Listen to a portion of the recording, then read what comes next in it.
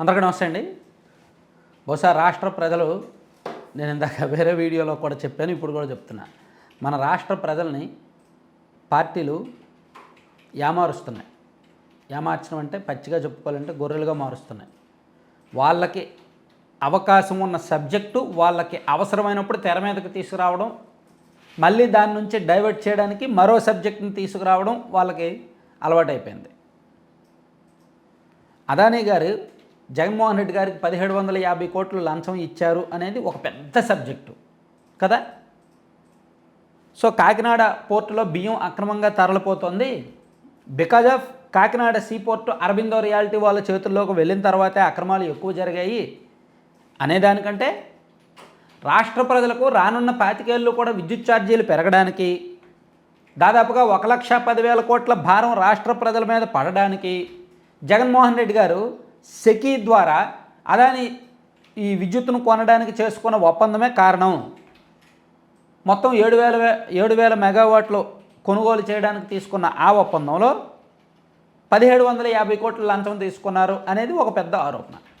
Purely 100% మన రాష్ట్ర రాజకీయానికి సంబంధం ఉంది, మన రాష్ట్ర ప్రభుత్వానికి సంబంధం ఉంది, మన రాష్ట్ర వ్యవస్థలకు సంబంధం ఉంది. మరి దీని మీద ప్రభుత్వం ఎంక్వైరీ వేయలేదే? కూటమి ప్రభుత్వం ఎంక్వైరీ వేయలేదే? మాజీ సీఎం గారు 1750 కోట్లు లంచం తీసుకున్నారు. మరి ఈ ప్రభుత్వం ఏం చేస్తుంది?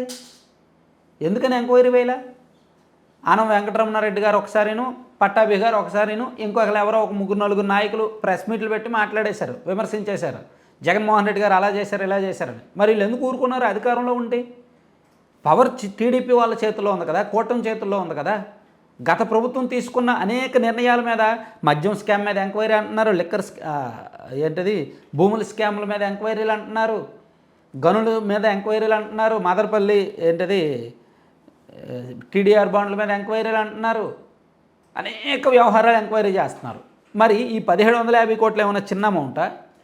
లంచం తీసుకున్నారని సాక్షాత్తు అమెరికా కోర్టులో అక్కడ FBI నిర్ధారించి వాళ్ళ ఫిర్యాదులోనే పేర్కొంది. ఆ కోర్టుకి సబ్మిట్ చేసిన రిపోర్ట్లోనే అప్పటి సీఎం, అప్పటి ముఖ్యమంత్రి గారు లంచం తీసుకున్నారని పేర్కొంది. మరి అది ప్రాథమిక ఆధారం కాదా? ఆ ప్రాథమిక ఆధారం పట్టుకొని ఈ ప్రభుత్వం కేసు నమోదు చేయొద్దా? చేయట్లా. ఎందుకు చేయట్లేదు? అందులో అదానీ గారు ఉన్నారు.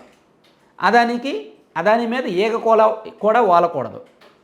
దానిలో జగన్మోహన్ రెడ్డిని ఇరికిద్దామన్నా, దానిలో జగన్మోహన్ రెడ్డి గారి మీద కేసు నమోదు చేద్దామన్నా మళ్ళీ అదానీకి నొప్పి. లంచం తీసుకున్నోడిదే తప్పు కాదు కదా, లంచం ఇచ్చినోడిదే తప్పే కదా.